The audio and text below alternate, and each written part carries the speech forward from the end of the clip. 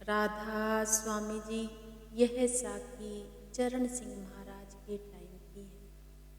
सतगुरु अपनी रूहों को अपनी ओर कैसे खींचते हैं। जब हमारे पर कोई मुसीबत आती है या कष्ट आता है तो हम सोचते हैं कि मालिक हमारे साथ बहुत बुरा कर रहा है, लेकिन उस समय वह मालिक की कुछ निशानियां होती हैं जो कि वह हमें देता है, लेकिन हम ना समझ उनको नहीं समझ पाते कि मालिक हमारे साथ क्या कर रहा है। उसमें ही हमारा बहुत अच्छा आने वाला टाइम होता है। ऐसी ही एक साखी मैं आज आपको भाई की सुनाने जा रही हूँ। एक भाई था जो कि उसके पिताजी थे, वह बचपन में ही खत्म हो गए।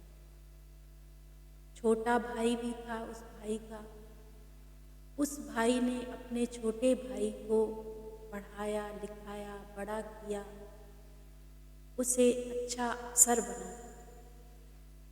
जब वह पढ़ लिख गया, बड़ा भाई बहुत खुश हुआ कि चलो मेरे पे बहुत बड़ा बोझ था जो आज पूरा हो गया है, जे अच्छे काम पर लग गया है, मैं बहुत अब खुश हूँ। चलो अब हमारे भी दिन बदल जाएंगे।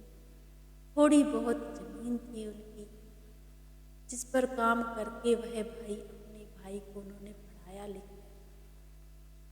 अब उस भाई की शादी भी करनी थी तो बड़े भाई ने अपने छोटे भाई की कोई अच्छी सी लड़की देखकर उसकी शादी भी कर दी। जब शादी करके बहू घर पर आई तो वह कहने लगी कि मैं तो गांव में रहूंगी नहीं, यह तो बहुत ही छोटा घर है, मैं यहाँ पर नहीं रह सकती। अब छोटे भाई की जो काम करता था वह भी शहर में ही था, तो छोटा भाई बड़े भाई से कहने लगा कि भाई मैं अपने हिस्से की ज़मीन बेच देता हूँ और अपनी जगह बेच देता हूँ और मैं अपना शहर में सेट हो जाता हूँ। तो बड़ा भाई कहने लगा कि भाई इतनी तो ज़मीन भी नहीं है हमारी, थोड़ी बहुत ज़मीन है, अगर तुम उसे बेच दोगे तो फिर तो कुछ भी नहीं रह जाएगा, कर्जा भी इतना चढ़ गया है, तुम्हें तो सारा पता ही है। लेकिन छोटा भाई जिद करने लगा कि देखो भाई मेरी घरवाली नहीं मानती है तो मैं यहाँ पर नहीं रह सकती। तो बड़े भाई ने कहा फिर जो तुम्हें अच्छा लगता है वह तुम कर लो। तो छोटे भाई ने अपने हिस्से की जो भी ज़मीन थी, घर का जो हिस्सा था वह बेचकर वह अपना शहर में सेट हो गया। अब वह परिवार तो सेट हो गया, लेकिन बड़ा भाई बड़ा टेंशन में आ गया कि पहले तो चलो थोड़ी बहुत ज़मीन थी, सब कुछ इकट्ठा था तो सब कुछ सही चल रहा था, अब कर्जा भी इतना है तो अब मैं करूँगा। तो वह अपनी वाइफ से कहने लगा कि अब हम क्या करेंगे। तो उसकी वाइफ कहने लगी मैं तुम्हें क्या बता सकती हूँ, अब तो जो कर सकते हैं मालिक ही कर सकते हैं। तो वह भाई ऐसे ही दिन ब दिन चिंता करता रहता था। ऐसे ही एक बार छोटे भाई के घर कोई प्रोग्राम था, तो छोटे भाई ने बड़े भाई को कहा कि हमारे घर आना आप लोग। तो बड़ा भाई कहने लगा कि मेरे पास तो तुम्हारे घर आने के लिए इतने अच्छे कपड़े भी नहीं हैं, फिर तुम कहोगे कि ऐसे कपड़े पहन कर क्यों आ गए हो। तो छोटा भाई कहने लगा कि मैंने आपके लिए कपड़े खरीद कर रखे, आप जब वहाँ पर आओगे तो वहीं पर ही पहनना। तो बड़ा भाई कहने लगा ठीक है। अब जब प्रोग्राम था तो वह भाई बड़ा भाई और भाभी दोनों तैयार होके घर से वहाँ चले गए। जब वहाँ पर गए तो वहाँ पर पार्टी चल रही थी, सभी लोग अपने मुस्कुरा रहे थे, खा पी रहे थे।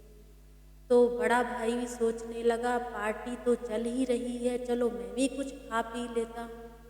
तो जब वह भाई अपना खाने पीने के लिए आगे गया तो जो उनके ही रिश्तेदार थे तो वह कहने लगे कि तुम्हें गरीब को किसने यहाँ पर बुला लिया, कोई ढंग के कपड़े तो पहन कर आ जाते। क्या तुम्हारे पास ढंग के कपड़े भी नहीं हैं? तुम भी थोड़ा बहुत पढ़ लिख जाते। जब यह बातें उस भाई को कही तो वह भाई वहाँ तो कुछ बोला नहीं, क्योंकि वह अपने छोटे भाई से बहुत प्रेम करता था। तो सोचने लगा कि ऐसा ना हो मेरे छोटे भाई की यहाँ पर कोई बदनामी हो या कोई उसको बुरा भला कहे, इससे पहले मैं यहाँ से चला जाता। अब बड़े भाई ने कुछ खाया पिया भी नहीं, उसकी घरवाली ने भी कुछ नहीं खाया, और वो दोनों लोग अपने घर वापस आ गए। जब घर वापस आ गए तो वह जो बड़ा भाई था बड़ा उदास हुआ और मालिक के आगे अरदास करने लगा कि मैंने तुम्हारा क्या बिगाड़ा? मैंने ऐसे कौन से पाप किए हैं जो कि आज मुझे इतना बेइज्जत होना पड़ा?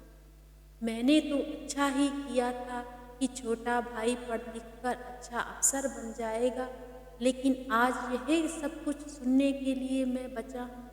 तो मैं क्यों बचा हूँ? मेरे सतगुरु मुझे भी खत्म कर दो। अगर मेरे पिताजी इस दुनिया से चले गए हैं तो मुझे भी अपने पास बुला लो।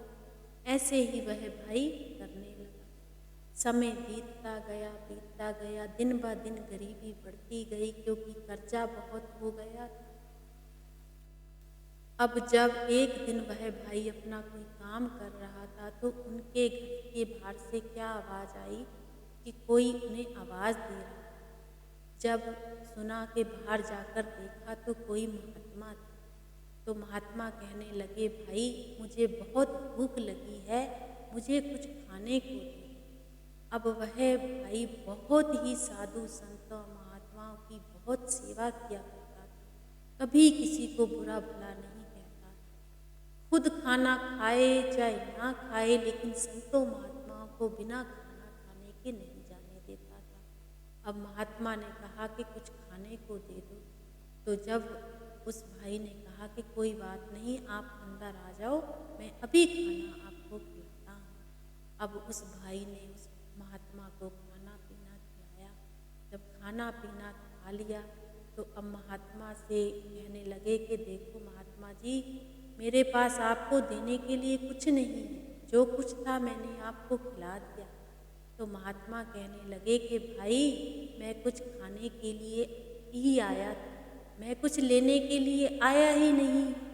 तो आप तो बहुत ही अच्छी रूह हो मालिक, आपको तो मालिक ने बहुत देना है, तुम्हारे साथ तो बहुत कुछ अच्छा होने वाला है, अच्छा टाइम आने वाला है, तुम क्यों चिंता कर रहे हो? वह महात्मा उस भाई से कहने लगा। वह भाई कहने लगा, महात्मा जी क्यों मजाक कर रहे हो? इतनी गरीबी है हमारे घर, हमारे पास है ही कुछ नहीं है, और आप कह रहे हो कि मैं बहुत अच्छा इंसान बनने वाला हूँ, मेरे पास बहुत कुछ आने वाला है। तो वह महात्मा कहने लगे कि कोई बात नहीं, देखना आने वाला टाइम तुम्हारा बहुत अच्छा आएगा, मैं फिर तुम्हारे पास आऊँगा। यह बात कहकर वह जो महात्मा थे वह तो वहाँ से चले जाते हैं। अब वह भाई बड़ी सोच में पड़ जाता है कि ना तो मेरे पास थोड़ी बहुत मेरे पास ज़मीन है, इससे क्या होगा, मेरे अच्छे दिन कहाँ से आने वाले हैं? भाई मेरे ने मुझे छोड़ दिया है तो मेरा अच्छा टाइम कहाँ से आएगा? ऐसे ही समा बीतता गया। एक दिन वह भाई बड़ा बीमार हो गया।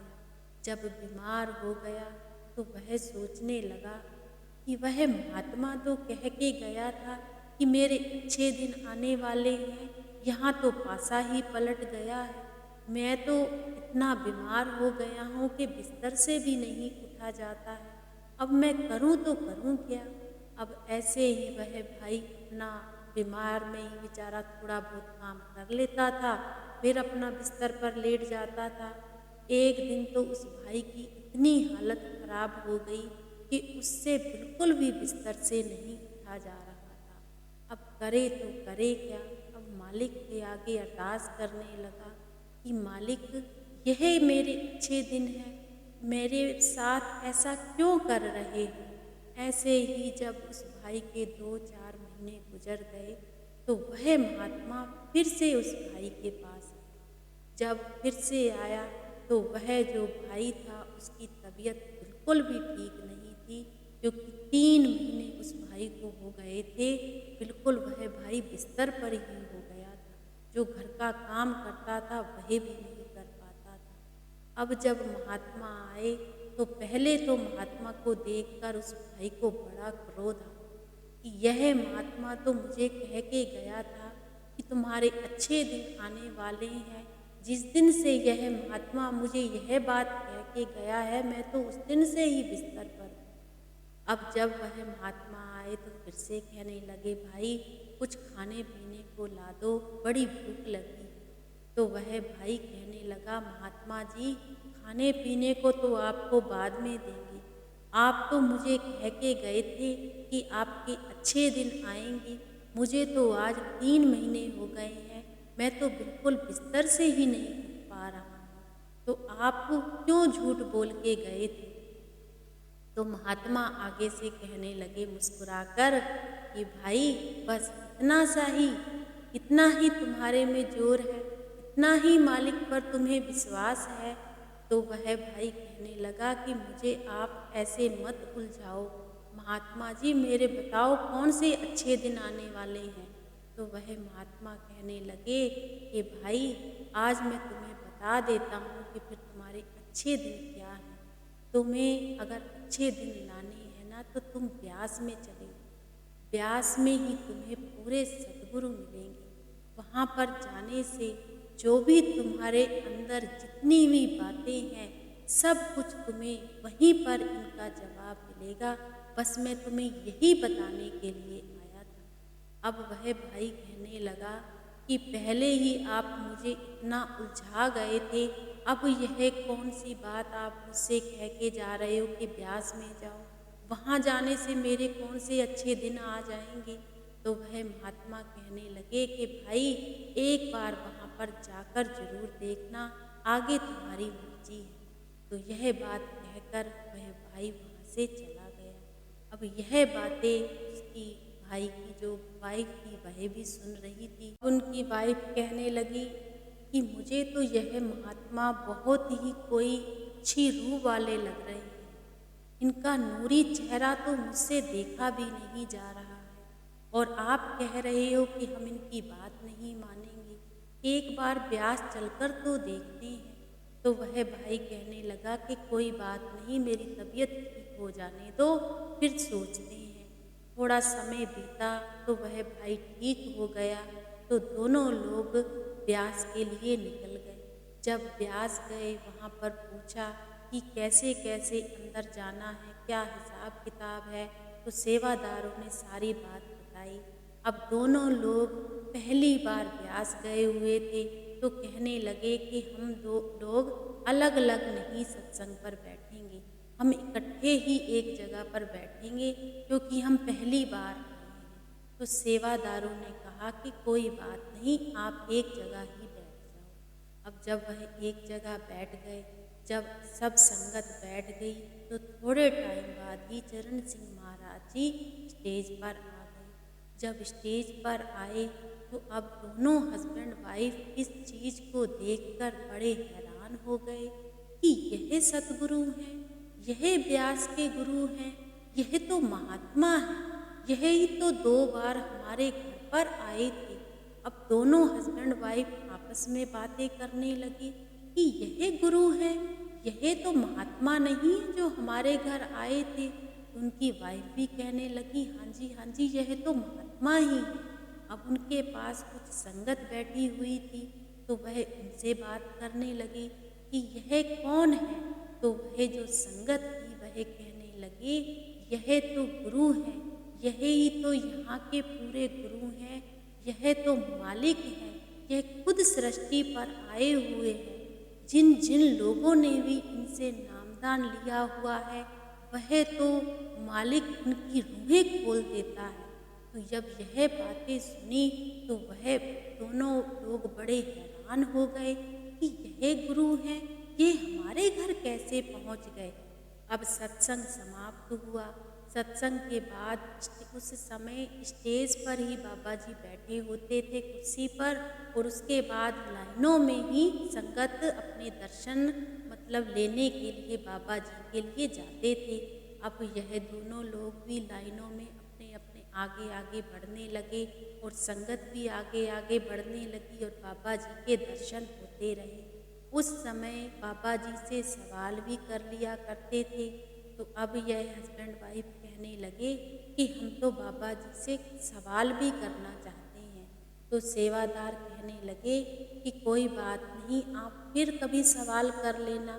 तो वह जो भाई था कहने लगा कि नहीं, मुझे तो बहुत ज़रूरी सवाल करना है और आज ही करना है। अब तो वह जो सेवादार थे कहने लगे कि पहले दर्शन हो जाने दो, उसके बाद बाबा जी बैठेंगे, फिर आप सवाल कर लेना। तो जब दर्शन हो गए तो उसके बाद उस भाई ने बाबा जी से सवाल किया। जब सामने जाकर बड़े पास से जाकर देखा तो वह तो पूरे वह सतगुरु थे जो उनके घर पर जाया करते थे। जब यह चीज़ देखी तो उस भाई के आंखों से आंसू ही नहीं रुक रहे थे। तो वह बाबा जी से कहने लगे कि महात्मा जी, आप तो हमारे घर पर गए थे, तो तब आपने क्यों नहीं हमें बताया कि आप ही गुरु हो और आप ही हमें तारने वाले हो। तो आगे से सतगुरु ने कहा कि भाई, बहुत कष्ट थे तुम्हारे पर जो कि सूली की सूल बन गए हैं। तो कोई बात नहीं, आने वाला जो तुम्हारा टाइम है वह बहुत अच्छा होने वाला है। अपना भजन सिमरन करो।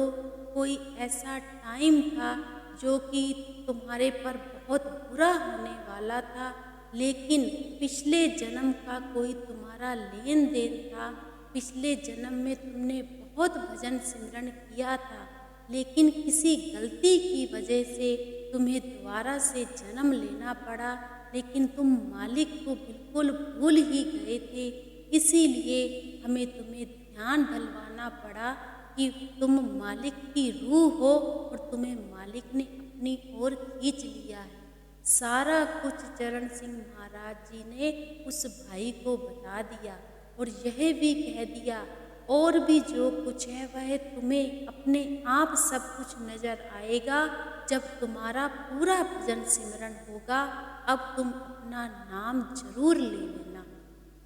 बस यह बात कहकर उस भाई को बाबा जी ने हाथ से इशारा कर दिया कि अब तुम जाओ।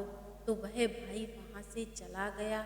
उसके बाद उस भाई ने नामदान लिया। नामदान लेने के बाद वह भाई जब घर पर आया तो उस भाई ने बहुत भजन सिमरन किया। इतना भजन सिमरन किया कि वह सारा सारा दिन वह भाई अपने भजन सिमरन पर ही बैठा रहता था।